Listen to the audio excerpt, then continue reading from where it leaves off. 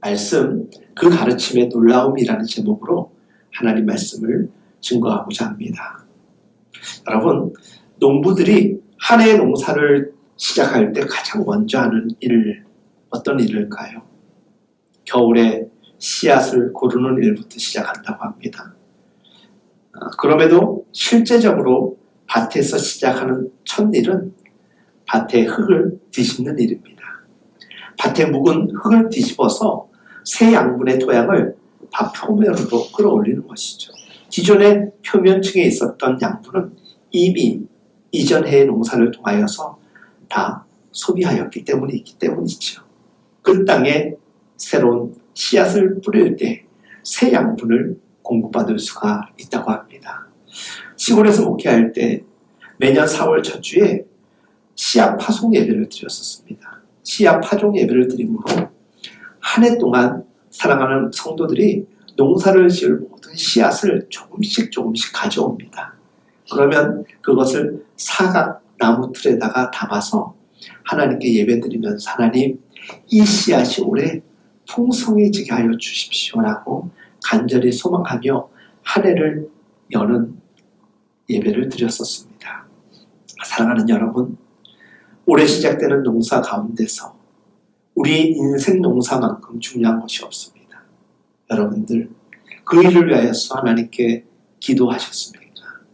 그리고 주관자 되시는 하나님께서 함께 하셔야만 된다라는 확신 가운데 그분을 전적으로 의지하며 시작하고 계십니까? 우리 영혼에도 하나님의 밭이 새로이 경작되어야 될 연초가 시작되었습니다. 우리 안에 기쁨과 감동과 설레임이 있는 이유는 우리는 연약하고 부족하지만 전능하신 하나님께서 우리에게 능력 주시고 그리고 이루어 주시는 성취의 역사로 분명히 함께 하실 것이라는 확신이 있기 때문 아니겠습니까? 신앙생활은 무엇일까? 신앙생활은 무엇일까요? 하나님께서 우리의 더럽고 상한 영혼의 밭을 경작하시는 일 아니겠습니까? 죄로 디몬벅이 되어 있는 우리의 심령 가운데 하나님께서 성령을 부어주셔서 새로운 삶의 지경으로 인도하여 주시는 것이죠. 한 해 농사가 시작될 때 땅속 새로운 영양분을 끌어올리기 위해서 밭을 갈아엎듯이 우리가 열심히 최선을 다하여서 믿음 생활을 하고 있고 삶의 자리에서 애쓰고 있지만 그럼에도 불구하고 새해라는 이 출발점에서 우리는 하나님의 도우심으로 새로운 자리에 나아갈 수 있도록 새로운 은혜와 영양, 에너지를 공급받을 수 있다는 그 기쁨을 가지고 지금을 살아가고 있지 않습니까? 그렇다면 우리가 무엇으로 우리의 영혼의 밭을 가꿀 수 있을 것이라고 여러분들은 생각하십니까? 여러분, 말씀입니다. 하나님의 말씀입니다. 하나님의 말씀으로 내 영혼의 밭을 가꿀 수 있어야 되는 것입니다. 그리고 하나님께서는 말씀으로 우리를 다스리고 우리를 이끌어 주심을 믿으시기를 바랍니다. 하나님의 말씀으로 우리의 영혼의 밭을 기경할 수 있기를 간절히 바랍니다. 오늘 본문은 마태복음 5장 3절로부터 7장 27절에 이르는 산상수훈의 말씀의 끝에 붙어져 있습니다. 이 말씀은 예수님께서 산상수훈의 말씀을 선포하시던 현장에 있던 수많은 사람들 가운데서 특별히 마태가 고백하는 이야기입니다. 사랑하는 여러분, 산상수훈의 첫 말씀이 이렇게 시작됩니다. 심령이 가난한 자가 복이 있도다. 여러분, 이 말씀이 선포되어질 때 처음에 사람들은 어리둥절했을 것입니다. 저가 누구이길래 저와 같은 새로운 은혜의 말씀을 공급할까? 그들은 어쩌면은 그 마음속에 갈릴리 촌 사람 중에 저 청년이라고 얕잡아 보았을 수도 있습니다. 어찌 보면 가진 것이 없습니다. 배운 것도 없습니다. 배경도 허접합니다. 그 허접한 그 인생이 전하는 그 메시지가 그럼에도 불구하고 아주 간결하면서도 와닿는 그 뉘앙스가 굉장히 크게 받아들여지는 것입니다. 요즘에 한 방송사에서 시작하는 오디션 프로그램을 다시 볼 수 있게 되었습니다. 시즌 1일 때 굉장히 우리 삶에 파급 일으켰던 청년 가수가 있었습니다. 시즌 2에도 참 좋은 가수들이 많이 나왔더라고요. 출신도 아주 다양한 어떤 배경을 가지고 있는 분이었습니다. 자기는 노래로 이야기를 하는 사람이라고 이야기하는 사람도 있고요.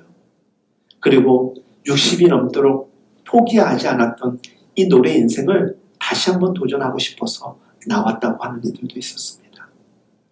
그분들의 방송을 보면서 그 어떤 한 사람도 제게 가볍게 여겨지지 않았습니다. 절규와 같이 전하는 메시지였습니다.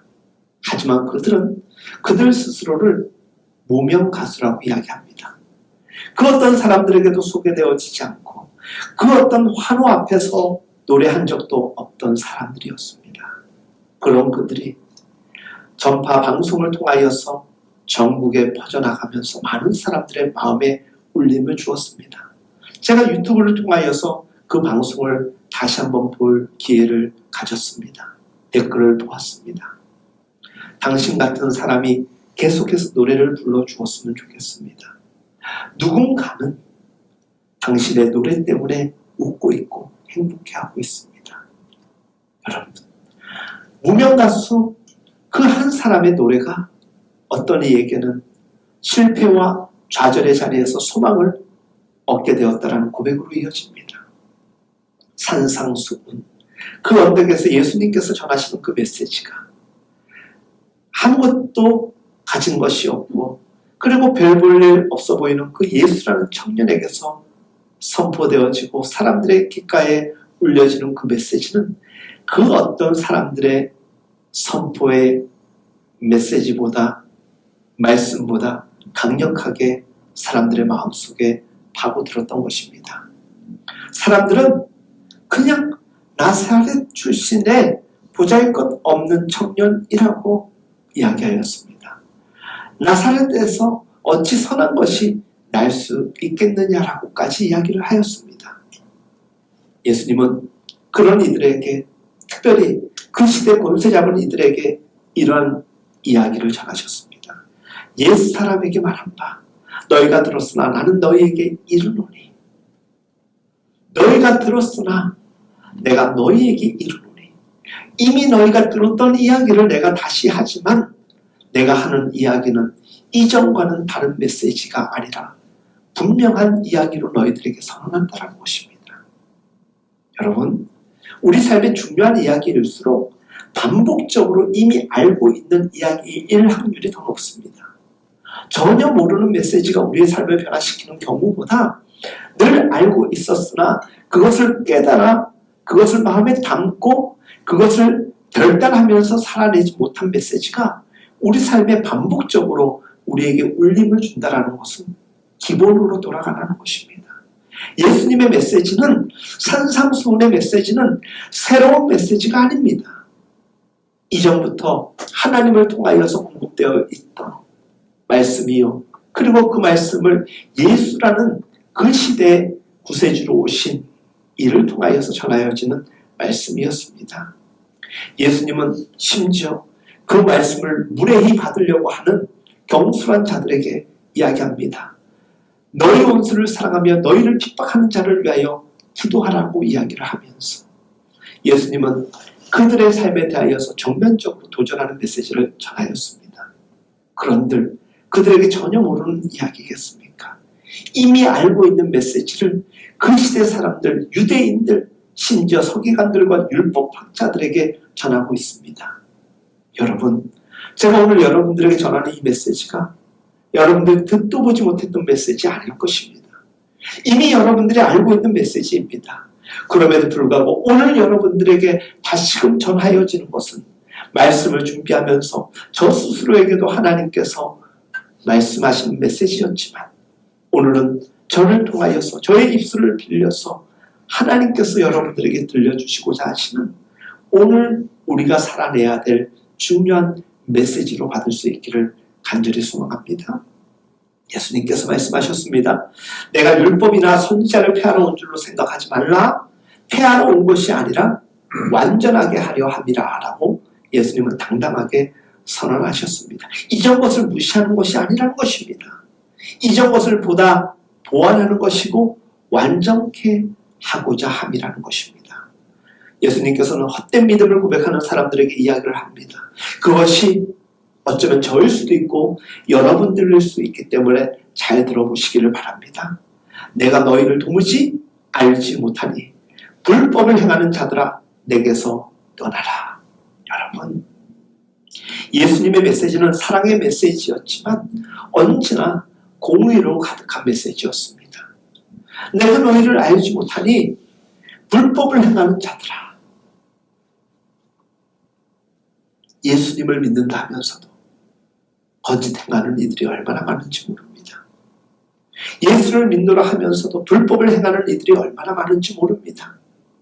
사랑하는 여러분, 예수님은 반석 위에 영원한 인생의 집을 짓는 것은 나의 이 말을 듣고 행하는 자에게만이 가능하다라고 이야기를 하였습니다.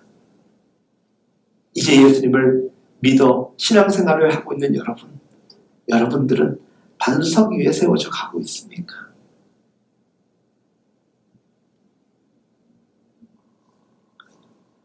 폭포수와 같이 쏟아내시던 예수님의 산상수훈은 그와 같은 메시지로 끝이 나게 됩니다. 그리고 무리들 틈에 끼어있던 마태가 눈을 들어서 무리들을 바라보게 됩니다. 그런데 그 수많은 무리 중에 한 사람이었던 마태가 그 무리들을 보면서 놀라게 됩니다. 그 놀라게 된 이야기가 오늘 마태복음 7장 28절 29절의 메시지입니다.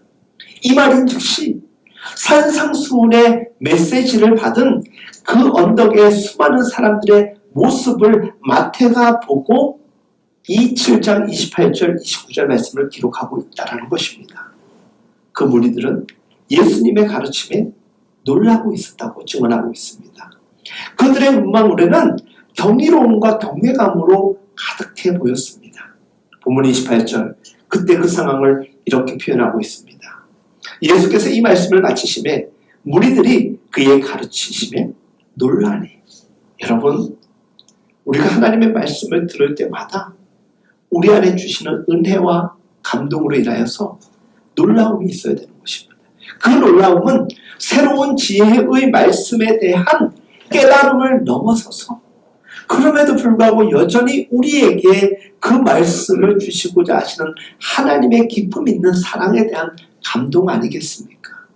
모든 계층과 모든 상황의 사람들, 남녀노소 상관없이 그 산에 모였던 모든 사람들이 예수님의 말씀에 놀라고 또 놀랐다라는 것입니다. 여기에서 우리는 내 영혼의 밭을 가꾸는 비결을 배우게 되는 것입니다. 사람의 마음을 감동케 하는 것, 바로 사람의 마음을 변화시키는 것뿐만이 아니라 우리의 인생 또한 변화시키는 것이 하나님의 살아있는 말씀이라는 것입니다. 그 말씀입니다. 그 자리에서 먹을 것이 많이 베풀어진 것 아닙니다. 그 자리에서 사람들에게 새로운 직장과 직업이 공급됨으로 새로운 삶으로 도약할 수 있는 그 무언가가 제시된 것 아닙니다. 그저 예수님의 메시지가 살아있는 말씀이 그 언덕에서 산상수훈으로 전하여진 것밖에 없습니다. 그런데 그 사람들은 놀랐다라는 것입니다. 무엇에?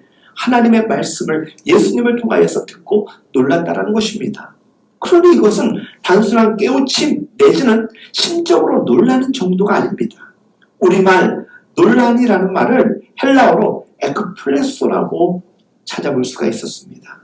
이것은 그냥 깜짝 놀라는 것이 아니라 경이로워지다, 경외감을 느끼게 된다는 것입니다.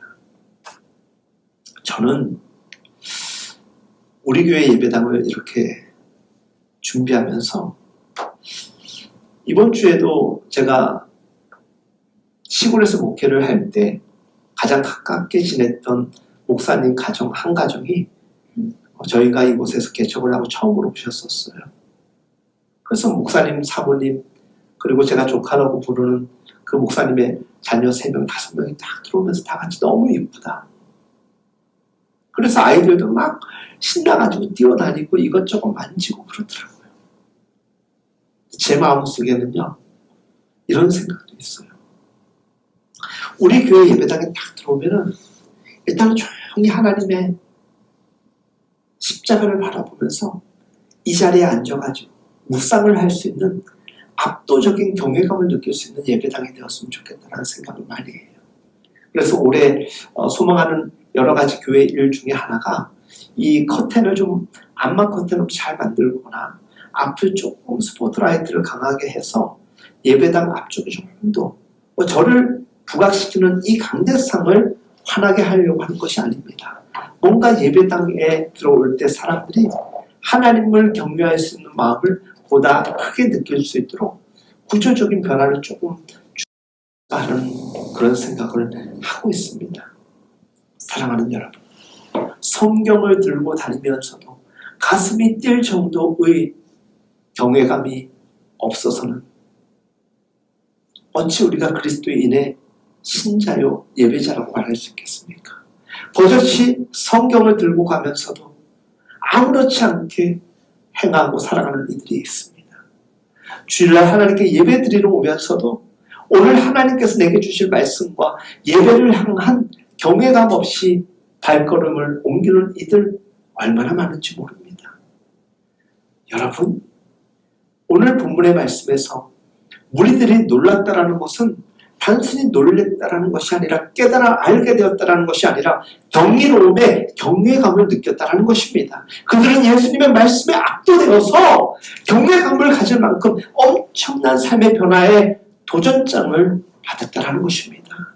주 안에서 사랑하는 여러분, 여러분들은 하나님의 말씀을 보고 들을 때마다 얼마나 놀라고 있습니까? 얼마나 그 말씀에 압도되어서 그 말씀의 경이로움을 가지고 그 말씀의 경외감을 가지고 예배하며 여러분 신앙생활, 교회생활을 하고 있습니까? 여러분, 말씀이 참된 하나님의 말씀으로 들리게 되면 놀랄 수밖에 없음을 여러분들은 믿으십니까? 여러분, 경이로울 수밖에 없다라는 이 무리들의 반응이 우리의 반응이기를 간절히 바랍니다. 왜냐? 하나님의 말씀은 곧 하나님 그분 자신이기 때문입니다. 요한복음 1장 1절 말씀에 이렇게 기록되어 있습니다. 태초에 말씀이 계시니라. 이 말씀이 하나님과 함께 계셨으니 이 말씀은 곧 하나님이니라. 그러니까 말씀이 곧 하나님이라는 것이에요. 말씀을 대한다는 것은 하나님을 대한다는 것입니다. 말씀을 듣는다는 것은 하나님의 음성을 듣는다는 것이죠. 말씀을 본다는 것은 하나님을 마주본다는 것입니다. 그러니 말씀 앞에 서는 것은 하나님의 존재와 대면하는 것입니다. 여러분, 예수님이 산상수훈의 말씀을 하셨을 때 온 무리들이 하나님을 듣고 하나님을 보는 것처럼 그들이 반응했기 때문에 마태의 눈에는 어떻게 보였던 것입니까? 그들이 놀라움에 가득 차 보였다는 것입니다.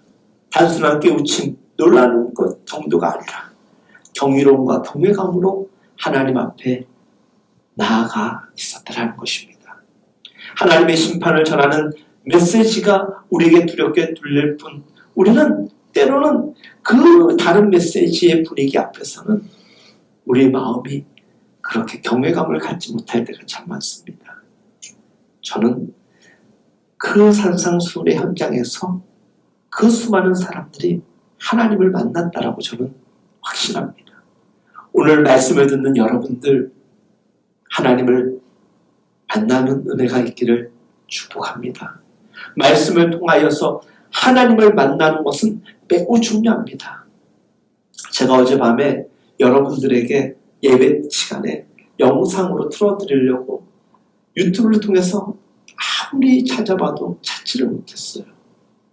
영상 하나가 있는데 제가 한 10년 전쯤에 2001년도 베르디 서거 100주년 기념으로 베를린 필하모니가 베르디의 노래를 연주한 일이 있었습니다. 그때 베를린 필하모니의 그 상임 지휘자가 아바도였습니다. 제가 아주 그 영상을 감동 있게 봤던 이유는 하나입니다. 제 기억으로는 한 90분에 걸쳐서 연주되는 대공연이었습니다. 정말 나이가 지긋이 많았던 그 아마도 제 생각에는 70 가까이 되는 나이였을 것 같습니다. 그가 정말 100분에 가까운 그 공연을 열심히 진두지휘를 합니다.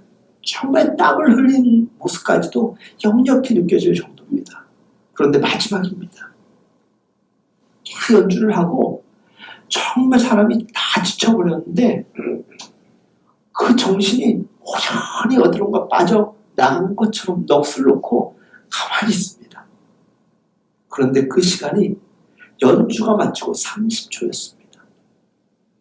보통 우리가 음악회나 또 어떤 공연이 끝나면은 관중들이 박수를 치지 않습니까? 바로. 압도적인 분위기에 박수를 치는데 그날 그 공연만큼은 박수가 아닌 아주 조용한, 심지어 사람의 숨소리조차도 느껴질 정도로 아무런 미동이 없을 정도였습니다. 그리고 30초 정도가 지났을 때 아바도가 그의 옷을 다시금 정리를 하고 무대에서 관중을 향하여서 인사를 할 때 사람들의 우리와 같은 박수와 한우가 울려 퍼집니다. 그것을 본 수많은 사람들, 그리고 그 이후에 있었던 기사, 뉴스 기사에는 이렇게 나와 있습니다. 30초의 정적은 사람들의 경외감의 표현이었다라고 이야기를 하였습니다. 노래 한 곡이 주는 그 선사하는 에너지 또한 그만큼 컸다라는 것입니다. 사랑하는 여러분, 클라우디오 아바도, 그는 그 스스로가 연주하면서도 경외감을 가지고 그리고 놀라운 신비로움에 접촉되는 그 느낌이었을 것입니다. 음악의 힘, 때로 느낄 때마다 전율로 우리에게 다가오지 않습니까? 사랑하는 여러분, 인간의 음악도 그런데 하물며 하나님의 말씀은 어떠하겠습니까? 우리는 존재하는 세상에서 보여지는 것만 우리는 궁극적으로 따라가는 인생일 때가 참 많습니다. 하지만 하나님은 이 존재하는 세상에서 눈으로 보고 손으로 만져지는 것 이상의 보이지 않는 우주의 역사를 주관하시는 하나님이십니다. 그 하나님이 우리와 함께 하시고 여전히 우리에게 유효하시다라는 것을 믿는 것이 바로 믿음 아니겠습니까? 보이는 세상, 보여지지 않는 세상을 연결해 주시는 유일하신 중보자 되시는 성령께서 하나님의 전능하신 주관하심과 그리고 우리를 향한 그 역사와 그 은혜를 일깨워 주시고자 할 때 여러분들 순전한 믿음으로 아멘으로 받아들이시기 바랍니다. 특별히 오늘 우리 시대는 말씀의 시대입니다. 말씀을 통하여서 하나님 나라를 볼 수 있기를 축복합니다. 말씀을 통하여서 곧 말씀이 하나님이라고 하신 그 말씀에 우리도 귀하게 반응할 수 있기를 간절히 축복합니다. 오늘 본문 29절, 이는 그 가르치시는 것이 권위 있는 자와 같고 그들의 서기관들과 같이 아니함이니라. 여러분, 산상수훈의 그 자리에서 한낱 갈릴리의 젊은 청년으로 보이는 그 예수의 메시지가 마태의 고백으로 이렇게 증언하고 있는 것입니다. 이는 권위 있는 자의 가르침과 같았다는 것입니다. 우리가 우리 마음에 감동이 되어서 누군가에게 그 권위를 인정할 때 아무에게나 그 표현, 그 마음을 고백할 수 없습니다. 진정 우리 가슴으로 밀려오는 감동과 울림이 컸을 때 우리는 그와 같은 존경과 권위를 부여하는 것 아니겠습니까? 그때 그 수많은 사람들이 예수의 메시지 앞에 왜 감동되었고 놀라움을 느꼈을 것인가요? 이유는 하나입니다. 그 메시지가 하나님의 말씀으로 받아들여졌기 때문입니다. 그 당시에 서기관들과 율법학자들이 얼마나 많이 구약의 말씀을 강론하였겠습니까? 그런데 그들의 메시지 앞에서는 감동이나 깨우침을 느끼지 못하고 늘 일상의 메시지로만 여겼습니다. 매일 먹는 음식을 먹을 때마다 우리는 감동하지 않고 마치 특식이나 특별한 음식을 대접받았을 때 큰 감동을 느끼지 않습니까? 하지만 따지고 보면 매일매일마다 소소하게 우리에게 제공되는 일상의 양식보다 더 귀한 것이 어디 있습니까? 그래서 우리는 신앙 고백을 할 때 일용할 양식을 주심에 감사드리는 것입니다. 특별한 것을 주시는 걸 감사하는 것보다 일용할 양식 주심을 감사하는 것이에요. 특별한 감사의 내용보다는 일상의 감사의 내용들이 우리의 삶을 더 크게 영향력 미치고 있다는 것 우리 너무나도 잘 알고 있습니다. 서기관들과 율법학자는 그 시대로 따지면은 신학자와 설교자였습니다. 그런데 그들의 메시지에서는 놀라움과 경이로움을 느끼지 못했다는 것입니다. 그런데 예수의 메시지 안에서는 그 놀라움을 느꼈다는 것입니다. 다시금 강조하여 말씀드립니다. 이유는 하나입니다. 하나님의 말씀이기 때문입니다. 저도 설교자로서 여러분들 앞에 서 있지만 제가 좀 더 지혜롭게 논리적으로 재미있게 여러분들에게 말씀을 전하는 것도 매우 중요하기 때문에 훈련하고 연습하고 노력하지만 잘 안 됩니다. 근데 무엇보다도 제가 여러분들에게 욕심내어서 잘하고 싶은 것은 하나님의 말씀인 이 본문이 정말 여러분들에게 어떤 의미인지를 그 자체로 잘 전달하고 싶은 마음이 저에겐 욕심처럼 있습니다. 하나님의 말씀을 성경이 하고 싶은 그 소리를 그대로 전달하고 싶습니다. 때로는요, 어떤 사람에게 어떤 이야기를 듣고 누군가에게 전달할 때 이상하게 전달하는 사람이 있어요. 왜곡되게 전달하는 사람이 있어요. 교회 목사님 저를 위하여서 기도하실 때 다른 것보다 더 중요한 기도 제목은 우리 교회 목사가 성경을 성경에 있는 메시지로 잘 전달하게 해달라고 여러분 저를 위해서 기도해 주시기 바랍니다. 하나님의 말씀을 듣고서도 여전히 하나님 나라를 경험하지 못하는 오늘 우리 시대의 신앙인들도 얼마나 많습니까? 하나님의 말씀은 교양 서적이 아닙니다. 윤리 서적이 아닙니다. 교양 강좌는 우리의 삶을 놀라게 할 만큼의 파급적인 힘이 없습니다. 윤리는 아무리 수준이 높아도 경이로움을 자아내지를 못합니다. 그럼에도 불구하고 하나님의 말씀은 우리의 존재 가능케 하는 것이고 우리의 교회도 부흥케 하는 그 중심 에너지라는 것을 여러분들 꼭 믿으시기 바랍니다. 말씀으로 흥왕케 되는 교회요 성도들의 삶이 되기를 간절히 바랍니다. 19세기에 미국의 탐험가였던 존 미오라는 사람이 있었습니다. 이분은 늘 도구로서 탐험하는 사람이었습니다. 험준한 로키 산맥, 시에라 산맥, 그리고 심지어 얼음으로 가득한 빙하의 땅 알래스카마저도 그는 오직 두 발로 걸어 다녔습니다.